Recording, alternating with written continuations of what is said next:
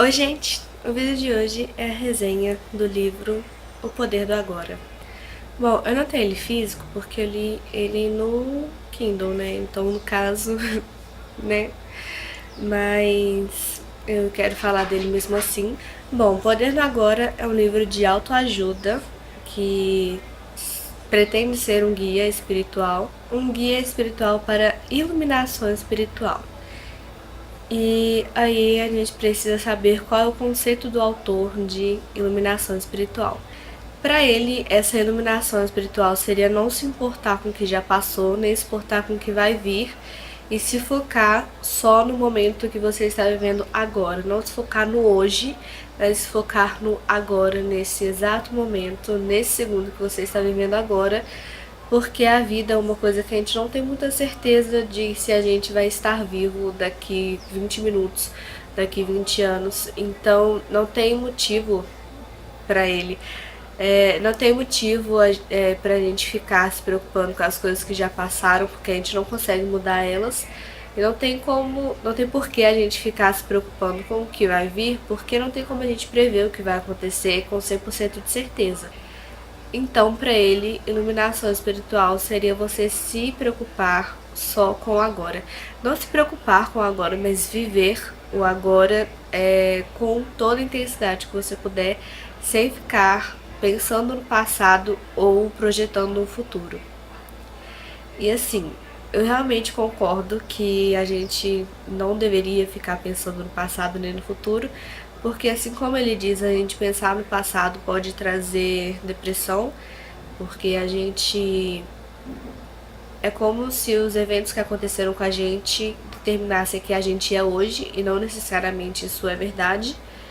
E a depressão faz a gente acreditar nisso. E não é bom a gente ficar projetando futuros. É claro que sim, é bom você ter metas e você querer chegar a algum lugar, mas você ficar pensando descontroladamente no futuro que pode não acontecer não é muito bom, porque você vai criar expectativas e isso pode acabar te trazendo transtorno de ansiedade, que também é uma bosta. Eu tenho os dois, então eu sei que é horrível conviver com os dois e eu concordo nessa parte. Só que tem muitas coisas que o autor diz que não dá pra mim, sabe? É uma coisa que quero deixar bem claro que eu dei 3,5 estrelas pra esse livro. Eu ia dar 3 estrelas, só que mais pro final eu explico porque eu adicionei mais essa metade de outra estrela. Estrela que eu falei. E tem uma citação que ele disse, eu concordo muito, que é: somente agora você é verdadeiramente você. Porque no passado você era um você que não te representa mais hoje, não necessariamente, pelo menos. E no futuro você também não vai ser a mesma coisa do que você é hoje. Espera-se que seja assim, pelo menos, né? Então, não tem por que a gente ficar se preocupando com uma pessoa que você não é mais e com uma pessoa que você ainda não é, sabe? Você só é o que você é agora. Então, cuide de você agora, se preocupe com você agora. Uma coisa que eu não gostei foi assim de cara, mas né, eu li o livro inteiro, né? Que me incomodou muito é que ele diz que a gente precisa parar de pensar e ele vai dando exemplos do que é pensar, que é como se a gente estivesse focado em alguma coisa e uma vozinha na nossa cabeça começasse a falar alguma coisa e ele diz que a gente precisa interromper essa voz.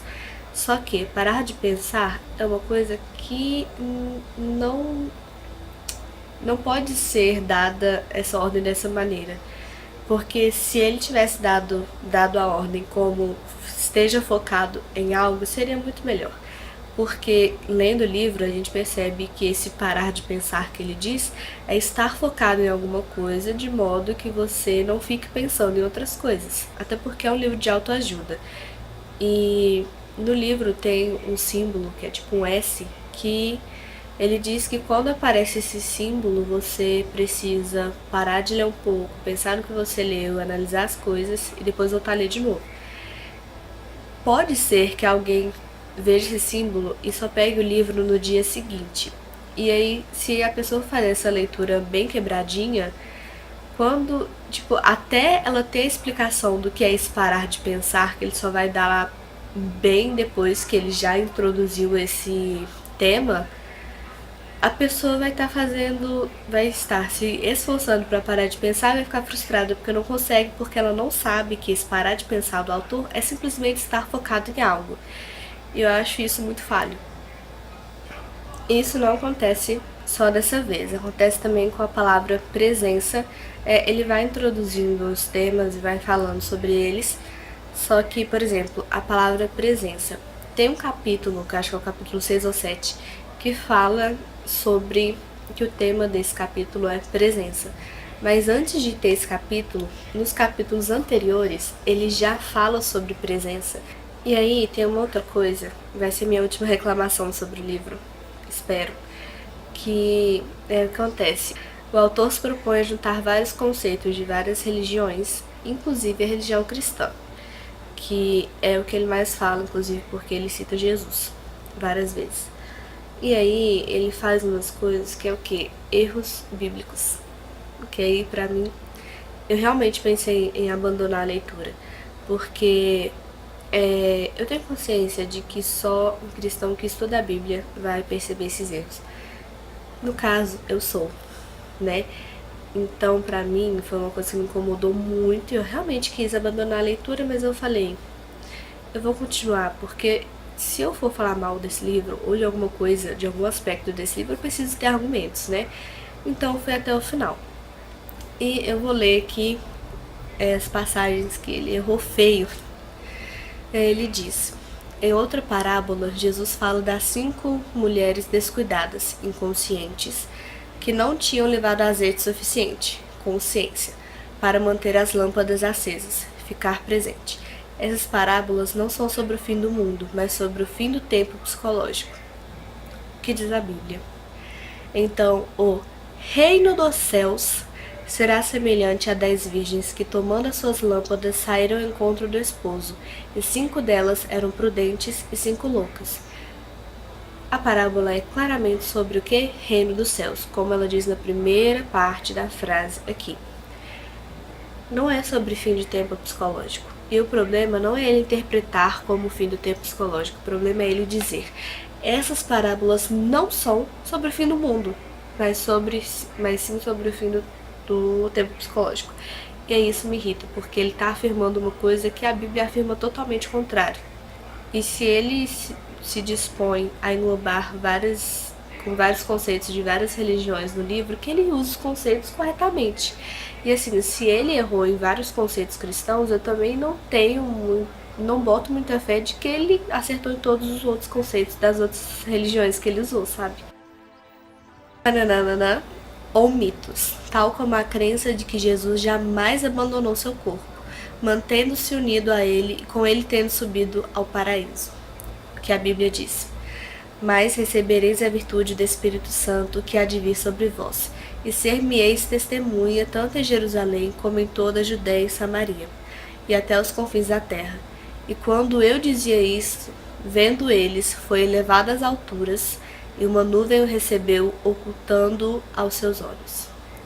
Assim, tem 4 evangelhos sobre Jesus, e isso não está nem nos 4 evangelhos, está em Atos.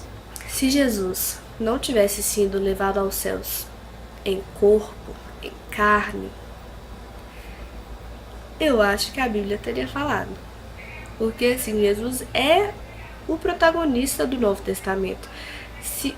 Falou todos os passos da vida de Jesus. Como que não ia falar sobre a hora que ele sobe ao céu, que é que é o terceiro ponto mais importante da vida de Jesus aqui na Terra. O primeiro foi a morte, o segundo a ressurreição, e o terceiro foi o fato dele ter subido ao céu.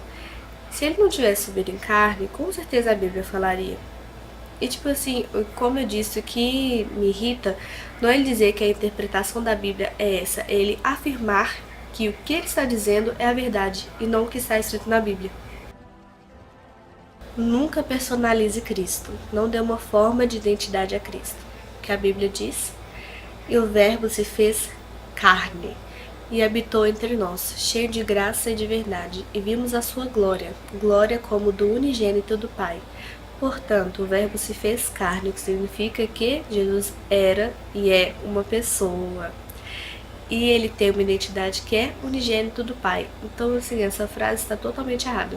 Eu, sinceramente, acho muita irresponsabilidade de uma pessoa querer usar conceitos de religiões, usar eles de forma totalmente errada. E não é uma coisa que eu, Isabela, acho errado, é uma coisa que a Bíblia vai contra, sabe? Então, assim, se você vai usar passagens da Bíblia, use elas corretamente. Mas o que fez eu... Não, até aí eu ia dar 3 estrelas ao livro, porque apesar dele ter sido errado em vários pontos pra mim, eu tenho consciência de que ele pode sim ajudar outras pessoas e de que ele é útil, porque ele fala de você se focar no agora de uma maneira muito prática, apesar de às vezes ser confusa.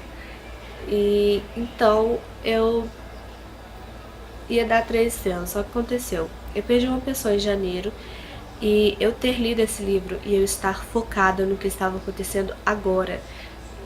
Não agora enquanto eu estou gravando vídeo, mas focada no agora, no conceito de agora. E não ficar preocupando com o que aconteceu e o que ia acontecer, me fez muito bem.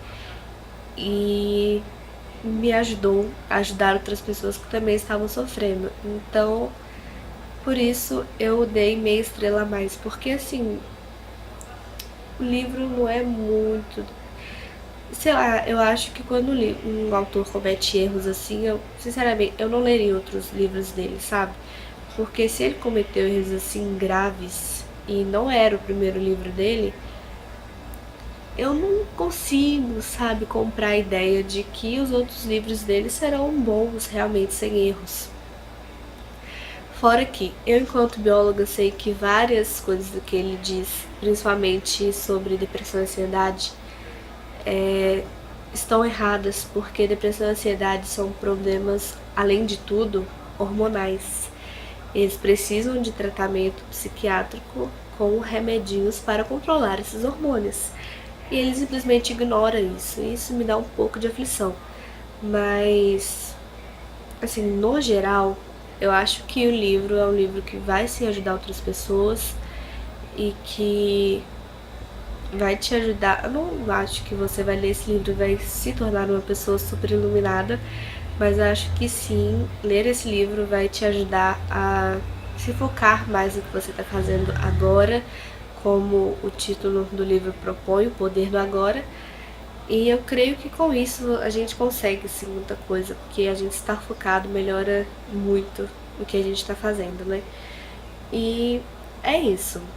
Eu recomendo que vocês leiam, principalmente para vocês tirarem suas próprias conclusões, mas porque o livro não é de todo ruim. Ele só é um pouco errado, né? Usa umas coisas de forma errada.